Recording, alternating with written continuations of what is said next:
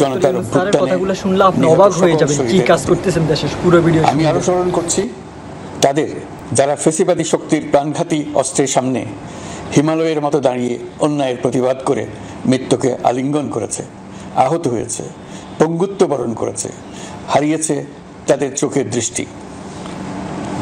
সেই সব বীরদের স্মরণ করছি যারা মিথ্যাচার, লুটপাট, স্বৈরতন্ত্রের বিরুদ্ধে এক দফা দাবি নিয়ে দাঁড়িয়েছিল। কৃতজ্ঞতা চিত্তে স্মরণ করছি আপনাদের ভাই বোনদের, আপনাদের সন্তানদের যারা এই বিপ্লবে অংশগ্রহণ করেছিল। প্রিয় দেশবাসী, আমি আগেও জানিয়েছি, আবারও জানাচ্ছি, গণ অভ্যুত্থানে সকল শহীদের পরিবারকে পুনর্বাসন করা হবে। সকল আহত শিক্ষার্থী, শ্রমিক, জনতার চিকিৎসার সম্পূর্ণ ব্যয় সরকার বহন করবে। আহতদের দীর্ঘমেয়াদী এবং ব্যয়বহুল চিকিৎসা এবং শহীদদের পরিবারের দেখাশোনার জন্য স্বাস্থ্য মন্ত্রণালয়ের নেতৃত্বে একটি পূর্ণাঙ্গ তালিকা প্রস্তুত করা হয়েছে। এখন এই নতুন তথ্য পাওয়ার ভিত্তিতে এই তালিকা হালনাগাদ করা হতে থাকবে। গণ অভ্যুত্থানের শহীদদের স্মৃতি ধরে রাখতে সরকার তার যাত্রা লগ্নে জুলাই গণহত্যা স্মৃতি ফাউন্ডেশন নামে একটি ফাউন্ডেশন প্রতিষ্ঠার উদ্যোগ নেয়। এখন সেই ফাউন্ডেশন তৈরি হয়েছে। সকল শহীদ পরিবার এবং আহতদের সর্বোত্তম চিকিৎসা সহ তাদের পরিবারের সম্পূর্ণ দায়িত্ব এই ফাউন্ডেশন গ্রহণ করছে। এই ফাউন্ডেশনে দান করার জন্য দেশের সকল মানুষ এবং বিদেশে অবস্থানরত বাংলাদেশিদের আমরা আহ্বান জানাচ্ছি। গত মাসে কুমিল্লা, নোয়াখালী, সিলেট অঞ্চলে আকস্মিক বন্যা এসব এলাকার মানুষকে হতভম্ব করে দিয়েছে। এখানে বেশিরভাগ এলাকায় কোনোদিন বন্যা হয়নি। তারা বন্যা মোকাবেলা করে অভ্যস্ত নন। দেশপ্রেমিক সশস্ত্র বাহিনী তাৎক্ষণিকভাবে বন্যা আক্রান্ত সবাইকে রক্ষার জন্য এগিয়ে আসে। সেনা, নৌ এবং বিমান বাহিনী পরস্পরের সঙ্গে সমন্বয় করে একযোগে কাজে নেমে পড়ার ফলে মানুষের দুর্ভোগ কম হয়েছে। এর পরপরই এনজিও এবং সাধারণ মানুষ দেশের সকল অঞ্চল থেকে দলে দলে এগিয়ে এসছে। আমি বিশেষ করে দেশপ্রেমিক সেনাবাহিনীকে আবারও ধন্যবাদ জানাচ্ছি। দেশের সকল দুর্যোগকালে তারা সবসময় আন্তরিকভাবে এগিয়ে এসছে। বিশেষ করে বন্যা ও শান্তি শৃঙ্খলা রক্ষার কাজে তাদের সৈনিক এবং অফিসাররা দিনের পর দিন যেভাবে দায়িত্ব পালন করেছে তার কোনো তুলনা হয় না। জনজীবনে স্বস্তি ও আত্মবিশ্বাস প্রতিষ্ঠায় তাদের ভূমিকা অনন্য। বাংলাদেশ সশস্ত্র বাহিনীর সকল সদস্যকে আমি ধন্যবাদ জানাই তাদের সততা, ত্যাগ ও অসীম দেশপ্রেমের জন্য। দেশের স্বাধীনতা সংগ্রাম থেকে শুরু করে বন্যা, খরা, ঝড়, বৃষ্টি, ঘূর্ণিঝড়, সকল প্রাকৃতিক দুর্যোগে আপনারা সকলের শেষ ভরসার স্থান। দেশের প্রতিটি ক্রান্তি লগ্নে আপনারা দেশের মানুষের পাশে থেকেছেন। দেশের স্বাধীনতার পক্ষে, সার্বভৌমত্বের পক্ষে অবস্থান নিয়েছেন। দেশ গঠনে আপনারা সবার আগে এগিয়ে এসছেন। বিগত জুলাই হতে শুরু হওয়া গণ অভ্যুত্থান, বন্যা, নিরাপত্তা প্রদান, অস্ত্র উদ্ধার সহ সকল কার্যক্রমে আপনারা সফলভাবে দিনরাত কাজ করে যাচ্ছেন। সরকার ও জনগণের পক্ষ থেকে আমি আপনাদের প্রতি কৃতজ্ঞতা জানাচ্ছি। বন্যা আমাদের জনজীবনে আরেকটি দিক উন্মোচন করল। দেশের সকল জায়গায় মানুষের সক্রিয় সহানুভূতির জোয়ার উঠেছিল অবিশ্বাস্য মাত্রায়। ব্যবসায়ী, অর্থবান ব্যক্তিরা যেমন তাদের অর্থ নিয়ে স্বতঃস্ফূর্তভাবে এগিয়ে এসেছিল, তেমনি দেশের বিভিন্ন প্রান্তের সাধারণ মানুষ, স্কুল, কলেজ, বিশ্ববিদ্যালয়ের ছেলেমেয়েরা জোয়ারের ঢলের মতো যার যার সামর্থ্য নিয়ে এগিয়ে এসছে। অনেকেই ছুটে গেছে বন্যার্তদের সহযোগিতা করার জন্য। এনজিওরা বিভিন্ন জায়গা থেকে ছুটে গেছে তাদের সহায়তা নিয়ে। তাদের কাজে অনুপ্রাণিত হয়ে আমি এনজিও নেতাদের সঙ্গে বৈঠক করেছি কিভাবে সরকার তাদের কাজের সঙ্গে সরকারের উদ্যোগকে সমন্বিত করতে পারে সেটার কাঠামো তৈরি করে দেওয়ার জন্য। বন্যা এখন চলে গেছে, কিন্তু পুনর্বাসনের কঠিন কাজ আমাদের সামনে রয়ে গেছে। সকলের সহযোগিতায় আমরা পুনর্বাসনের কাজটি সফলভাবে সমাধান করতে চাই। আইন শৃঙ্খলা পরিস্থিতির উন্নতির জন্য আমরা দিনরাত পরিশ্রম করে যাচ্ছি। যে সমস্ত ভাই বোনেরা তাদের গত 16 বছরের বেদনা জানিয়ে তার প্রতিকার পাওয়ার জন্য আমার অফিস এবং সচিবালয়ের অফিসসমূহের সামনে প্রতিদিন ঘেরাও কর্মসূচি দিয়ে আমাদের কাজকর্ম ব্যাহত করছিলেন, তারা আমার আহ্বানে সাড়া দিয়ে ঘেরাও কর্মসূচির থেকে বিরত হয়েছেন বটে, তবে অন্যত্র আবার তারা তাদের কর্মসূচি দিয়ে যাতায়াতে ব্যাঘাত সৃষ্টি করছেন। আমি কথা দিচ্ছি, আপনাদের ন্যায্য আবেদনের কথা আমরা ভুলে যাব না। আমরা সকল অন্যায়ের প্রতিকারের জন্য প্রতিশ্রুতিবদ্ধ। আমরা আমাদের দায়িত্বকালে যথাসম্ভব সব সমস্যার সমাধানের চেষ্টা করব। আমি আবারও অনুরোধ করছি, আপনারা যাতায়াতে ব্যাঘাত সৃষ্টি থেকে বিরত থাকুন। জাতি আপনাদের প্রতি কৃতজ্ঞ থাকবে।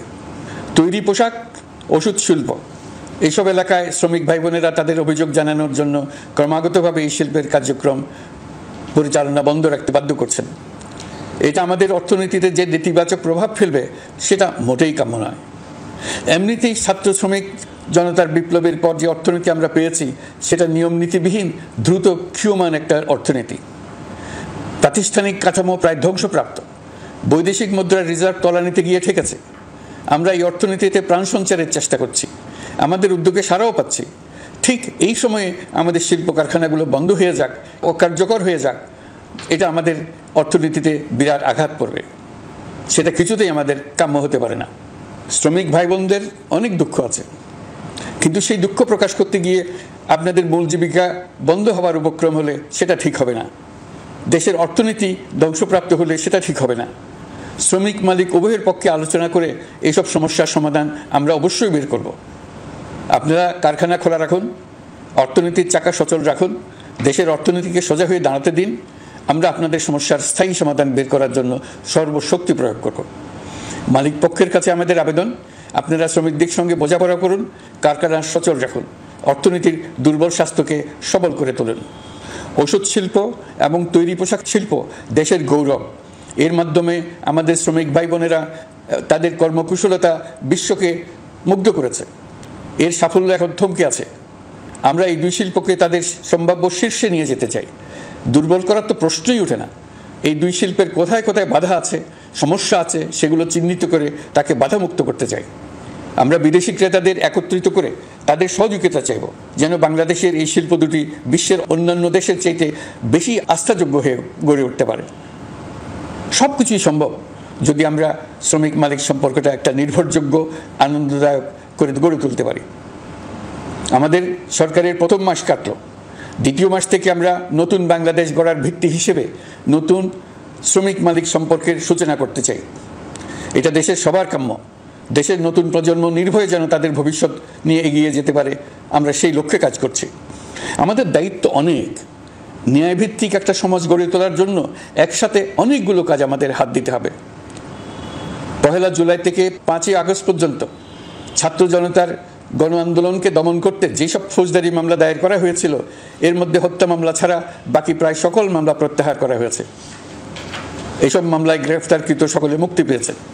দায়িত্ব গ্রহণের শুরুতেই অন্তর্বর্তীকালীন সরকার বিচার বিভাগের বড় সংস্কারের কাজে হাত দিয়েছে। যোগ্যতম ব্যক্তিকে প্রধান বিচারপতি নিয়োগ দেওয়াতে মানুষের মনে নতুন আশার সঞ্চার হয়েছে। আপিল বিভাগের বিচারপতি নিয়োগ, অ্যাটর্নি জেনারেল নিয়োগ এবং অন্যান্য নিয়োগগুলি অতি গুরুত্বপূর্ণ নিয়োগ, যেগুলো সবকটাই সম্পন্ন হয়েছে। সন্ত্রাস দমন আইন ও ডিজিটাল সাইবার নিরাপত্তা আইনে দায়েরকৃত মিথ্যা হয়রানিমূলক মামলাগুলো প্রত্যাহার করা হচ্ছে। সাইবার নিরাপত্তা আইন সহ বাংলাদেশে বিদ্যমান সকল কালো আইনের তালিকা করা হয়েছে। অতি সত্বর এই সকল কালো আইন বাতিল ও প্রযোজ্য ক্ষেত্রে সংশোধন করা হবে। সাংবাদিক সাগর রনি হত্যাকাণ্ড সহ বহুল আলোচিত 5টি হত্যাকাণ্ডের তদন্ত ও বিচার অগ্রাধিকার ভিত্তিতে ও দ্রুততম সময়ে নিষ্পত্তির জন্য সহায়তা প্রদান করা হচ্ছে। সম্প্রতি আমরা বলপূর্বক গুম থেকে সকল ব্যক্তির সুরক্ষার জন্য আন্তর্জাতিক কনভেনশনের সনদে স্বাক্ষর করেছি। ফলে স্বৈরাচার দ্বারা প্রতিষ্ঠিত গুম সংস্কৃতির সমাপ্তি ঘটানোর জন্য আন্তর্জাতিকভাবে আমরা প্রতিজ্ঞাবদ্ধ হলাম। এছাড়া আমরা ফেসিবাদ শাসনের 15 বছরে গুমের প্রতিটি ঘটনা তদন্ত করার জন্য পৃথক একটা কমিশন গঠন করছি। যেসব পরিবার তাদের নিখোঁজ পিতা, স্বামী, পুত্র এবং ভাইদের পাওয়ার জন্য বছরের পর বছর যন্ত্রণার সাথে অপেক্ষা করছেন, আমরা আপনাদের বেদনায় সমব্যথী। আয়নাঘরগুলো বন্ধ করে দেওয়া হয়েছে এবং সেই সাথে বের হয়ে আসছে ফ্যাসিস্ট হাসিনা সরকারের গুমের শিকার ভাই বোনদের কষ্ট ও যন্ত্রণা গাথা। আমাদের তরুণ প্রজন্মের ভবিষ্যৎ যেন উজ্জ্বল হয়, সেটা নিশ্চিত করতে শিক্ষা ব্যবস্থার দিকে আমাদের পূর্ণ নজর রয়েছে। ইতিমধ্যে প্রথম শ্রেণী থেকে দ্বাদশ শ্রেণী পর্যন্ত বর্তমানের ত্রুটিপূর্ণ শিক্ষাক্রম পরিবর্তন করা হয়েছে। বই সংশোধন ও পরিমার্জনের কাজ শেষ পর্যায়ে আছে। এই সংস্কারের কাজ অব্যাহত থাকবে। বিশ্ববিদ্যালয়সমূহের উচ্চ প্রশাসনিক পদগুলো পূরণ করে শিক্ষা কার্যক্রম স্বাভাবিক করার কাজ দ্রুত গতিতে এগিয়ে চলেছে। বেসরকারি শিক্ষা প্রতিষ্ঠানগুলোর পরিচালনা বোর্ডে দখলদারিত্বের রাজনীতি বন্ধ করার ব্যবস্থাও নেওয়া হয়েছে। আপনারা নিশ্চয় লক্ষ্য করেছেন, আমাদের প্রথম মাসে দেশের প্রায় সকল বিশ্ববিদ্যালয়ের উপাচার্য এবং উপাচার্য মহোদয়গণ পদত্যাগ করেছেন। উচ্চশিক্ষার ক্ষেত্রে এটা বিরাট শূন্যতার সৃষ্টি করেছে। প্রথম মাসে আমরা ক্রমাগতভাবে প্রতিটি বিশ্ববিদ্যালয়ে সবার কাছে গ্রহণযোগ্য এমন উপাচার্য এবং উপাচার্য নিয়োগ দেওয়ার কাজ শুরু করেছে। এর ফলে সকল সরকারি এবং বেসরকারি বিশ্ববিদ্যালয়গুলোতে নতুন উদ্যমে কাজ শুরু করার পরিবেশ সৃষ্টি হয়েছে। সংবাদ মাধ্যম ও মত প্রকাশের পূর্ণ স্বাধীনতা ইতিমধ্যে নিশ্চিত করা হয়েছে। আমরা সবাইকে বলে দিয়েছি, আপনারা মন খুলে আমাদের সমালোচনা করুন, আমরা সবার মতামতের প্রতি শ্রদ্ধাশীল। মিডিয়া যাতে কোনো রকম বাধা বিপত্তি ছাড়া নির্বিঘ্নে তাদের কাজ করতে পারে সেজন্য একটা মিডিয়া কমিশন গঠন করা সরকারের সক্রিয় বিবেচনাধীন। আরও যেসব কমিশন সরকার সহ অন্য সবাইকে জবাবদিহিতার আওতায় আনতে পারে, আমরা তাদের পুনর্গঠন ও সংস্কারের উদ্যোগ নিয়েছি যাতে তারা আরও শক্তিশালী হয়, জনকল্যাণে কাজ করে। দায়িত্ব গ্রহণের পর বিভিন্ন দেশের সরকার প্রধান টেলিফোনে এবং শুভেচ্ছা বার্তা পাঠিয়ে আমাকে অভিনন্দন জানিয়েছেন। বিভিন্ন দেশের রাষ্ট্রদূত এবং হাই কমিশনার বৃন্দ আমার সাথে সাক্ষাৎ করে দ্বিপাক্ষিক সহযোগিতা বৃদ্ধির আশ্বাস দিয়েছেন। আমার অনুরোধে সংযুক্ত আরব আমিরাতের 57 জন বাংলাদেশি যারা ফ্যাসিবাদ বিরোধী বিক্ষোভে অংশগ্রহণ করা বিভিন্ন মেয়াদে কারাদণ্ডে দণ্ডিত হয়েছিলেন, তাদের সাধারণ ক্ষমা ঘোষণা করেছেন সে দেশের সরকার। ইতিমধ্যে তাদের কয়েকজন দেশে ফিরে এসেছেন। এই ক্ষমা প্রদর্শন ছিল অতি বিরল একটি ঘটনা। এই জন্য আমি সংযুক্ত আরব আমিরাতের রাষ্ট্রপতি শেখ মোহাম্মদ বিন জায়েদ আল নাহিয়ানকে ধন্যবাদ ও কৃতজ্ঞতা জানিয়েছি আপনাদের সবার পক্ষ থেকে। যে সমস্ত সরকার প্রধানের সঙ্গে আমার টেলিফোনে যোগাযোগ হয়েছে তাদের মধ্যে রয়েছেন ভারতের প্রধানমন্ত্রী নরেন্দ্র মোদী, পাকিস্তানের প্রধানমন্ত্রী শাহবাজ শরীফ। আমরা ভারত এবং অন্যান্য প্রতিবেশী রাষ্ট্রসমূহের সঙ্গে সুসম্পর্ক চাই, তবে সেই সম্পর্ক হতে হবে ন্যায্যতা এবং সমতার ভিত্তিতে। ভারতের সাথে আমরা ইতিমধ্যে বন্যা মোকাবেলায় উচ্চ পর্যায়ে দ্বিপাক্ষিক সহযোগিতার আলোচনা শুরু করেছি। দক্ষিণ এশিয়ায় আঞ্চলিক সহযোগিতা বৃদ্ধির লক্ষ্যে আমি সার্ক রাষ্ট্রগোষ্ঠী পুনর্জীবিত করার উদ্যোগ নিয়েছি। আমরা চাই আমাদের দেশ যেন একটি গণতান্ত্রিক দেশ হিসেবে বিশ্বের কাছে সম্মানের সাথে পরিচিত হয়। দেশের পরিকল্পনা যেন দেশের মানুষ কেন্দ্রিক হয়, কোনো নেতা বা দল কেন্দ্রিক না হয়। আমরা স্বৈরাচারী হাসিনা সরকারের অহেতুক কোটি কোটি টাকা ব্যয়ের প্রকল্প বাস্তবায়িত হতে দেখেছি, যেগুলো কখনোই দেশের মানুষের জন্য ছিল না, বরং এর সাথে জড়িত ছিল কুৎসিত আমিত্ব এবং বিশাল আকারের চুরি। চলমান এবং প্রস্তাবিত সকল উন্নয়ন প্রকল্পগুলোর যাচাই বাছাই করার কাজ ইতিমধ্যে আমরা শুরু করেছি। প্রকল্প বাস্তবায়নের পর্যায় বিবেচনা করে বাকি কাজে ব্যয়ের সাশ্রয় এমনকি প্রয়োজন মতে তা বাতিল করার কথা বিবেচনা করা হবে। দেশের মানুষকে আর ফাঁকি দেওয়া চলবে না। কর্মসংস্থান তৈরি করবে এমন প্রকল্পগুলোকে আমরা অগ্রাধিকার দেব। লুটপাট ও পাচার হয়ে যাওয়া অর্থ ফিরিয়ে আনার উদ্যোগ আমরা নিয়েছি। আর্থিক খাতে শৃঙ্খলা ফিরিয়ে আনতে একটা ব্যাংকিং কমিশনও গঠন করার উদ্যোগ নেওয়া হয়েছে। বিভিন্ন ব্যাংকের পরিচালনা পরিষদ পুনর্গঠন করা হয়েছে। ব্যাংকিং খাতে এই এক মাসে বিরাট পরিবর্তন এসেছে, আপনারা নিশ্চয়ই সেটা লক্ষ্য করেছেন। আমরা এই খাতে নিয়ম নীতি প্রতিষ্ঠা করতে পেরেছি। আরও অনেক কাজ বাকি রয়ে গেছে। প্রথম মাসের কাজ হিসেবে শুধু প্রধান কাজগুলো করেছে, তার সঙ্গে রয়েছে আরও অনেক পরবর্তী কাজ। ফ্যাসিবাদী সরকার লুটপাট করার জন্য নতুন করে 60,000 কোটি টাকা ছাপিয়ে বাজারে ছাড়ার কারণে মুদ্রাস্ফীতির শিকার হয়েছে দেশের মানুষ। এই অতুলনীয় মুদ্রাস্ফীতি নিয়ন্ত্রণ অন্তর্বর্তী সরকারের অন্যতম প্রধান লক্ষ্য। মুদ্রাস্ফীতি নিয়ন্ত্রণের লক্ষ্যে পলিসি সুদের হার বৃদ্ধি করে 9% উন্নীত করা হয়েছে। মূল্যস্ফীতি থেকে সাধারণ মানুষকে সুরক্ষা দেওয়ার উদ্দেশ্যে ওএমএস খাদ্য বান্ধব কর্মসূচি সহ সুলভ মূল্যে প্রান্তিক মানুষের কাছে নিত্য প্রয়োজনীয় দ্রব্য সরবরাহ চলমান রাখা হয়েছে। মূল্যস্ফীতি মোকাবেলায় চলতি অর্থ বছরে চাল ও গম আমদানির জন্য 5,800 কোটি টাকা, আভ্যন্তরীণ সংগ্রহের জন্য 8,900 কোটি টাকা এবং খাদ্য ভর্তুকির 3টি প্রোগ্রামের জন্য 7,360 কোটি টাকা বরাদ্দ রাখা হয়েছে। বিভিন্ন স্টেক হোল্ডারের সাথে সভা করে মূল্যস্ফীতি নিয়ন্ত্রণের করণীয় সমূহ চিহ্নিত করা হয়েছে। পরিচালন ও উন্নয়ন ব্যয় যৌক্তিক পরিমাণে হ্রাস করার জন্য কার্যক্রম গ্রহণ করা হয়েছে। কৃষিপণ্য উৎপাদনের জন্য সার আমদানির ক্ষেত্রে প্রয়োজনীয় বৈদেশিক মুদ্রার সরবরাহ নিশ্চিত করার পদক্ষেপ নেওয়া হয়েছে। প্রকৃত চাষিগণ যাতে কৃষি ঋণ পেয়ে থাকেন তা নিশ্চিত করার উদ্যোগ নেওয়ার পাশাপাশি কৃষি ঋণের পরিমাণ বৃদ্ধি করা হয়েছে। মার্কিন ডলারের বিপরীতে টাকার বিনিময় হার স্থিতিশীল রাখার লক্ষ্যে বৈদেশিক মুদ্রার বিনিময় হারকে বাজার ভিত্তিক করা হয়েছে। কালো টাকা সাদা করার অনৈতিক অনুমতি বাতিল করা হয়েছে। বৈদেশিক মুদ্রার রিজার্ভ বৃদ্ধি করতে বিভিন্ন উন্নয়ন সহযোগীদের কাছ থেকে বাজেট সাপোর্ট চাওয়া হয়েছে। আন্তর্জাতিক মুদ্রা তহবিল থেকে অতিরিক্ত 3 বিলিয়ন মার্কিন ডলার, বিশ্বব্যাংক থেকে অতিরিক্ত 1 বিলিয়ন ডলার, জাইকা থেকে অতিরিক্ত 1 বিলিয়ন মার্কিন ডলার প্রদানের অনুরোধ করা হয়েছে। রূপপুর পারমাণবিক বিদ্যুৎ কেন্দ্র নির্মাণ প্রকল্পের অগ্রিম অর্থ পরিশোধ এবং বকেয়া পাওনা নিয়ে রাশিয়ান ফেডারেশনের সাথে অর্থ মন্ত্রণালয়ের আলোচনা চলছে। পাইপলাইনে থাকা 48 বিলিয়ন মার্কিন ডলার বৈদেশিক সহায়তা ব্যবহারের উদ্যোগ নেওয়া হয়েছে। মেগা প্রকল্পের নামে লুটপাট বন্ধের পাশাপাশি স্বাস্থ্য ও শিক্ষা খাতে বরাদ্দ বৃদ্ধির পরিকল্পনা গ্রহণ করা হয়েছে। বৈদেশিক মুদ্রার রিজার্ভের উপর চাপ কমানোর লক্ষ্যে রাশিয়া এবং চীন থেকে প্রাপ্ত ঋণের সুদের হার কমানো এবং ঋণের মেয়াদ বৃদ্ধির জন্য অনুরোধ জানানো হয়েছে। সকল উন্নয়ন সহযোগীদের সাথে সম্পর্ক আরও নিবিড় করার উদ্যোগ নেওয়া হয়েছে। সকল অর্থনৈতিক সূচক এবং পরিসংখ্যানের প্রকৃত মান বা সংখ্যা প্রকাশের জন্য নির্দেশনা প্রদান করা হয়েছে। জিডিপি, মূল্যস্ফীতি ইত্যাদি সঠিক উপাত্ত সংগ্রহ, প্রাক্কলন ও প্রকাশের জন্য নির্দেশনা দেওয়া হয়েছে। জাতীয় রাজস্ব বোর্ড এবং অর্থ বিভাগের রাজস্ব আয় সম্পর্কিত উপাত্তের মধ্যে পার্থক্য নিরসনে উদ্যোগ নেওয়া হয়েছে। প্রকৃত রপ্তানি আয় নিরূপণ এবং প্রকাশের নির্দেশনা দেওয়া হয়েছে। জাতীয় রাজস্ব বোর্ডের অটোমাইজেশনের লক্ষ্যে পরিকল্পনা গ্রহণ করা হয়েছে। পুঁজিবাজারকে স্বাভাবিক ধারায় ফিরিয়ে আনতে সিকিউরিটি এক্সচেঞ্জ কমিশন পুনর্গঠন করা হয়েছে। নিত্য প্রয়োজনীয় পণ্য সামগ্রীর সরবরাহ স্বাভাবিক রাখার নিমিত্তে ব্যবসায়ী, শিল্প মালিক ও ব্যবসায়ী সংগঠনের সাথে সভা করা হচ্ছে এবং তাদের মতামতের ভিত্তিতে বিভিন্ন ব্যবস্থা গ্রহণ করা হচ্ছে।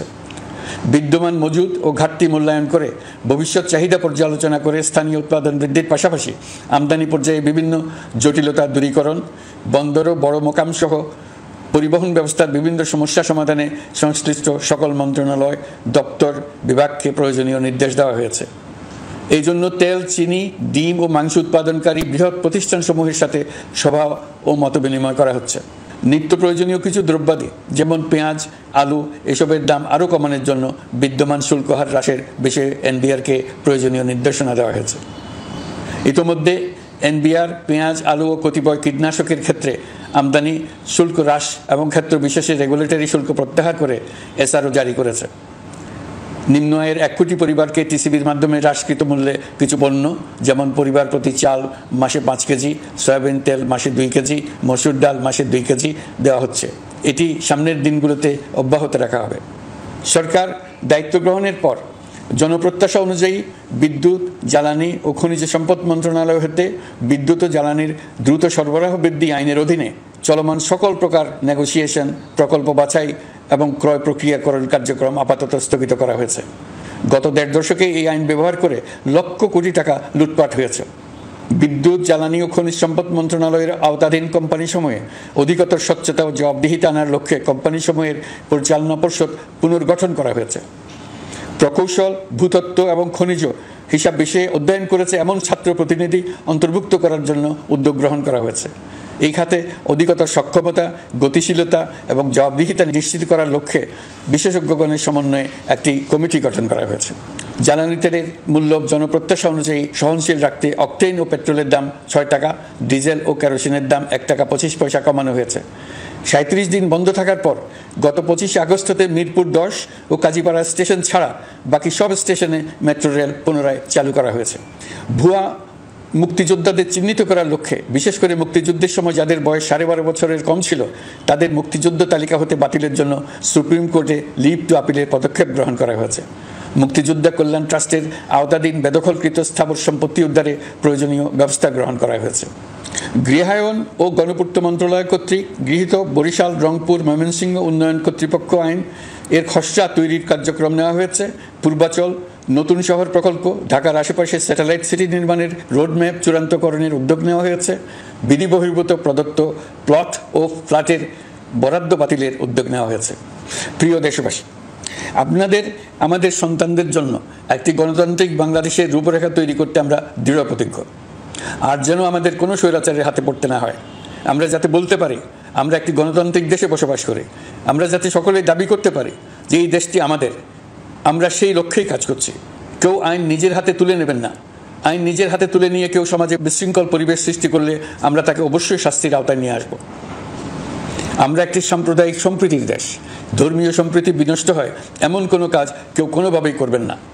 অতীতে শুধুমাত্র আওয়ামী মতাদর্শী না হওয়ার কারণে 28তম থেকে 42তম BCS পর্যন্ত BPSC কর্তৃক সুপারিশকৃত অনেক প্রার্থী নিয়োগ বঞ্চিত হয়েছে। 8ই আগস্ট পরবর্তী সময়ে এর মধ্যে এদের 259 জনকে নিয়োগ দেওয়া হয়েছে। মাঠ প্রশাসনকে জনবান্ধব এবং দুর্নীতিমুক্ত জবাবদিহিমূলকভাবে গড়ে তোলার জন্য সব ধরনের উদ্যোগ নেওয়া হয়েছে। সরকারি কর্মচারীদের বাধ্যতামূলকভাবে সম্পদ বিবরণী দাখিলের নির্দেশ দেওয়া হয়েছে এবং এটা প্রতি বছর তাদেরকে করতে হবে।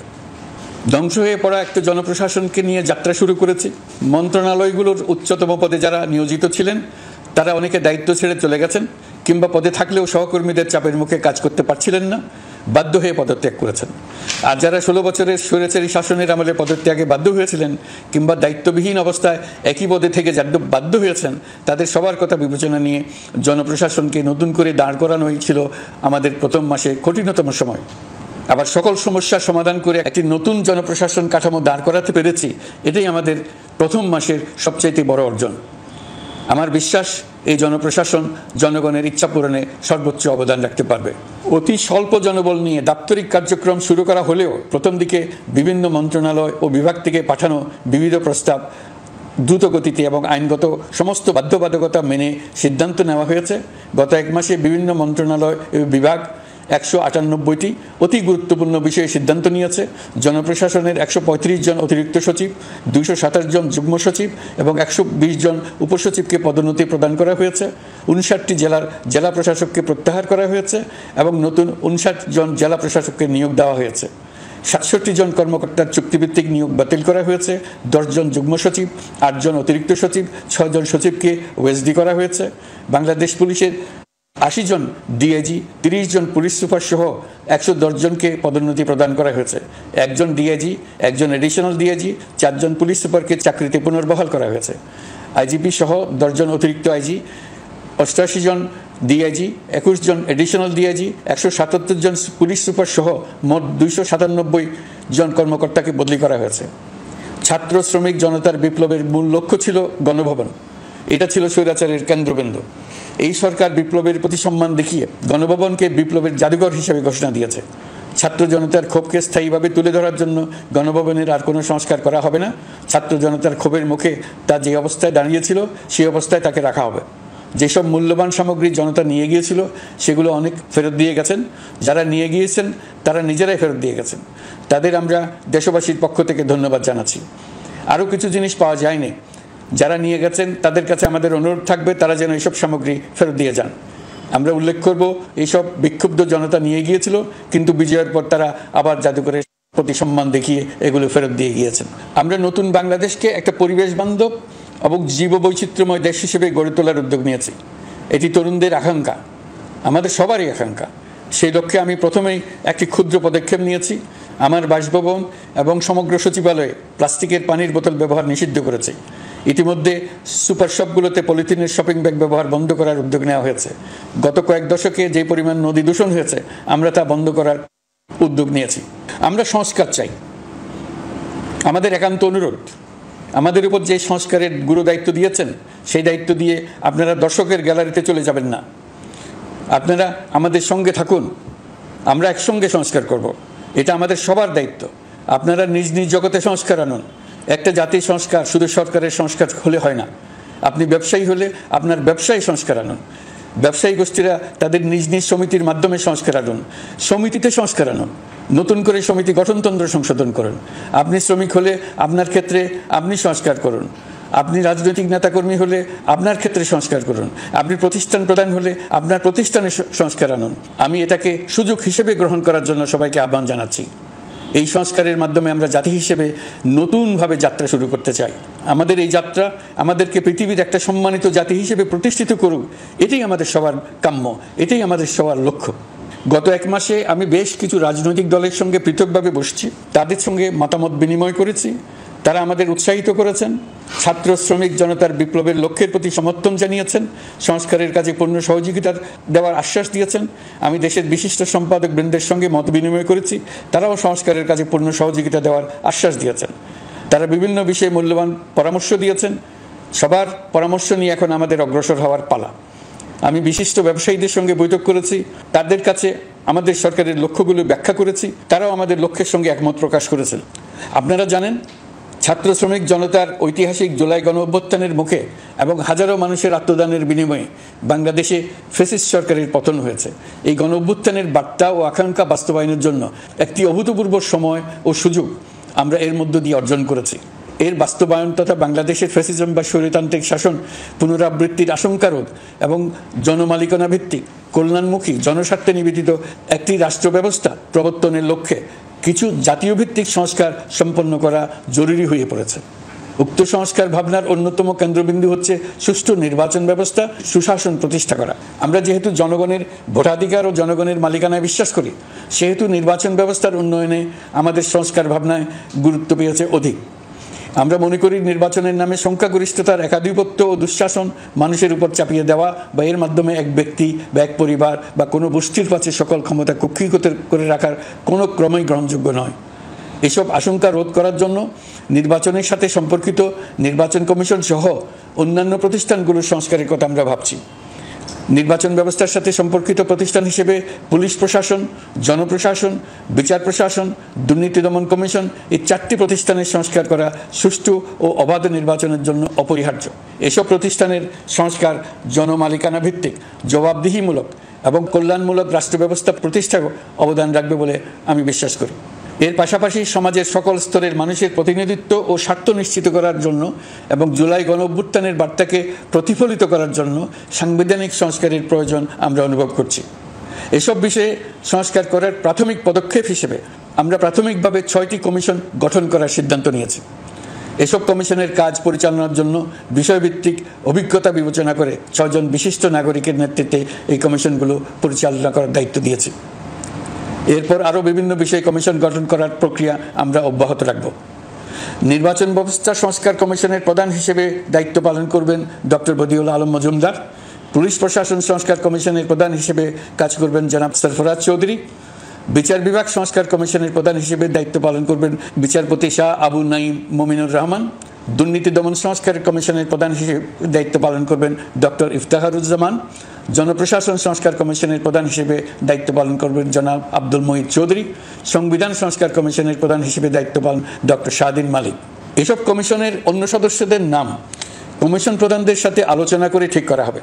কমিশনগুলোর আলোচনা ও পরামর্শ সভায় উপদেষ্টা পরিষদের সদস্য, ছাত্র, শ্রমিক জনতা আন্দোলনের প্রতিনিধি, নাগরিক সমাজ ও রাজনৈতিক দলের প্রতিনিধিরা উপস্থিত থাকবেন। পূর্ণাঙ্গভাবে গঠিত হওয়ার পর কমিশন আনুষ্ঠানিকভাবে তাদের কাজ আগামী 1 অক্টোবর থেকে শুরু করতে পারবে বলে আমি আশা করছি এবং এটি পরবর্তী 3 মাসের মধ্যে সম্পন্ন হবে বলে আমরা ধারণা করছি।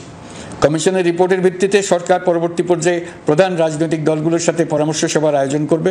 চূড়ান্ত পর্যায়ে ছাত্র সমাজ, নাগরিক সমাজ, রাজনৈতিক দলের প্রতিনিধি, সরকারের প্রতিনিধি নিয়ে ব্যাপক ভিত্তিক 3 থেকে 7 দিন ব্যাপী একটি পরামর্শ সভার ভিত্তিতে সংস্কার ভাবনার রূপরেখা চূড়ান্ত করা হবে। এতে এই রূপরেখা কিভাবে বাস্তবায়ন হবে তার একটি ধারণাও দেওয়া হবে। এই আয়োজন জুলাই গণঅভ্যুত্থানের বার্তা বাস্তবায়ন ও রাষ্ট্র পুনর্নির্মাণ তাগিদের ঐক্যবন্ধনে গোটা জাতিকে শক্তিশালী ও আশাবাদী করে তুলবে বলে আমাদের বিশ্বাস।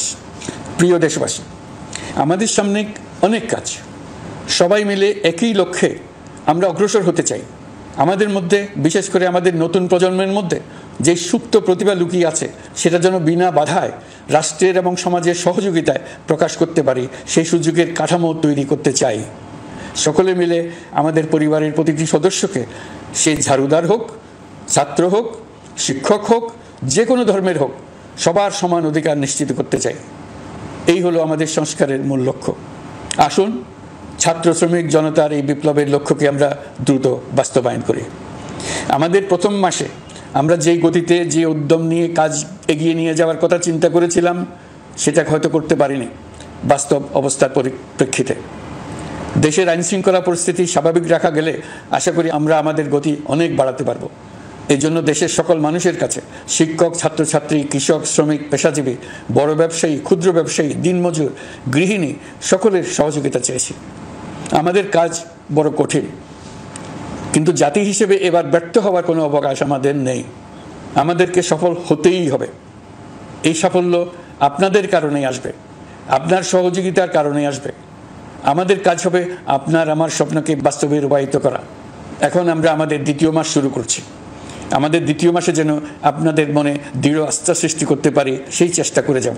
ধৈর্য ধরুন, এই কথাটি আমি মোটেই আপনাদের বলবো না। আমরা সবাই অধৈর্য হয়ে পড়েছি। এত সব কাজ কখন যে শেষ হবে এটা চিন্তা করে আমরা অধৈর্য হব, কেন হব না? কিন্তু সঠিকভাবে কাজ করব, কাজে কোনো অধৈর্যের চিহ্ন রাখবো না। প্রিয় দেশবাসী, দেশের শিশু, কিশোর কিশোরী, তরুণ তরুণী, ছাত্রছাত্রী, বয়স্ক, বৃদ্ধ, পুরুষ, মহিলা, সবাইকে আবারও আমার সালাম জানাচ্ছি। আসসালামু আলাইকুম।